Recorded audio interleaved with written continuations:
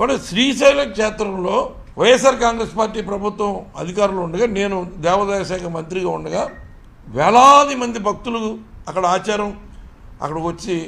దర్శనం చేసుకుని ఒక రాత్రి నిద్ర చేయటం అన్నది అక్కడ సాంప్రదాయం. రోడ్డు మీద పాపం అక్కడ ఉన్న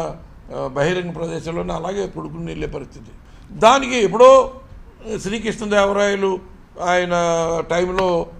తూర్పు రాజగోపురం కట్టి దానికి సాల మండపాలు కట్టాడు. అవి చూస్తానికి ఆనాడు మరి ఉన్న పరిస్థితులు ఎలా కట్టారో కానీ అది ఇప్పుడు ఏ రకంగానే ఉపయోగపడవు. ఆ కాన్సెప్ట్ని ముఖ్యమంత్రి గారి దృష్టి పెడితే ఖచ్చితంగా శ్రీశైల క్షేత్రాన్ని, ఎందుకంటే అప్పుడు విజయవాడ కనకదుర్గమ్మ ఆలయంలో కూడా మాస్టర్ ప్లాన్ చేయించి లక్షలాది మంది 2-3 లక్షల మంది వచ్చినా కూడా ఆలయంలోనే అంత కంజెస్ట్గా ఉన్న దానికి ప్లాన్ చేసి అక్కడ అన్ని రకాలుగా 225 కోట్లతోటి కార్యక్రమాలు మొదలు పెట్టించాం పనులు. అలాగే శ్రీశైల క్షేత్రంలో కూడా అభివృద్ధి చేయాలి అని ఆనాటి జగన్మోహన్ రెడ్డి గారు ఆదేశిస్తే భక్తులకి ఈ సౌకర్యం కల్పించాలని 215 కోట్లతోటి, అంటే 45 కోట్లతోటి ఈ సాల మండపాలు ఇంకా ఇతర కార్యక్రమాలన్నీ కూడా చేసి టెండర్లు పిలిచి ఫైనలైజ్ చేసే టైంకి ప్రభుత్వం మారిన తర్వాత అవన్నీ కూడా అక్కడ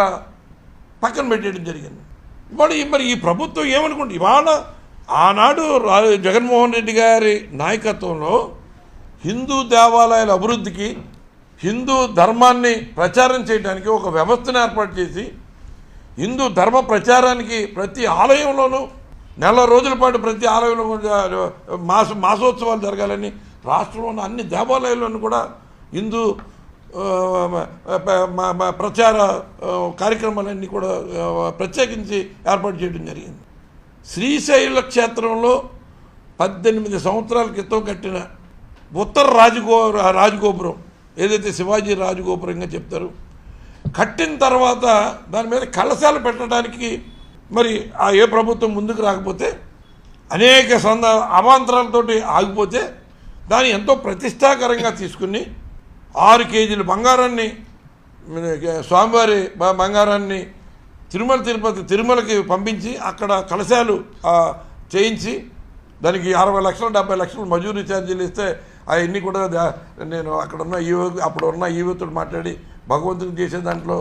మన ఛార్జ్ చేయడం ఏంటంటే ఏం లేదు, మేము దేవాలయం తరఫున మేము ఫ్రీగా చేసి పంపిస్తామంటే ఆ కలశాలు పెట్టి కుంభాభిషేకం చేసేలాగా అన్ని ఏర్పాట్లు చేస్తే ఆనాడు ఆ కార్యక్రమంలో కంచి పీఠాధిపతులు శ్రీ శ్రీ శ్రీ విజయేంద్ర సరస్వతి స్వామీజీ వారు, అలాగే జగద్గురువులు, పుష్పగిరి పీఠాధిపతులు, కాశీ పీఠాధిపతులు, అనేక మంది పీఠాధిపతులు పాల్గొని ఇటువంటి ఒక గొప్ప మహాకుంభాభిషేకం, నేను దేశంలో అనేక కుంభాభిషేకాలు చేశాను, కంచిపీఠ తరపున కానీ ఇంకా ఇతరులు కానీ ఇతర దేవాలయాలు,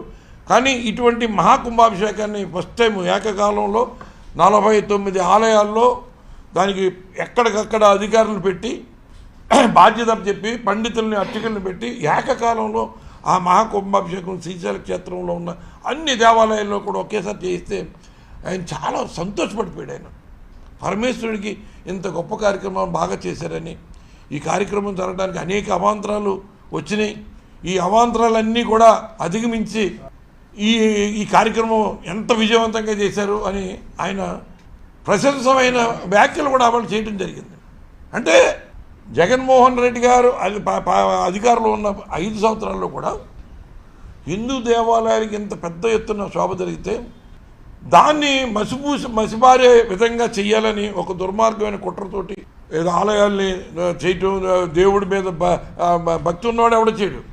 అంటే దేవుడిని అడ్డం పెట్టుకుంటే మనకి ఏమీ కాదు, దేవుడు ఏమైనా చెప్తాడా అనుకునే వ్యక్తులు ఇవాళ కూటమిలో ఉన్న పరిస్థితి.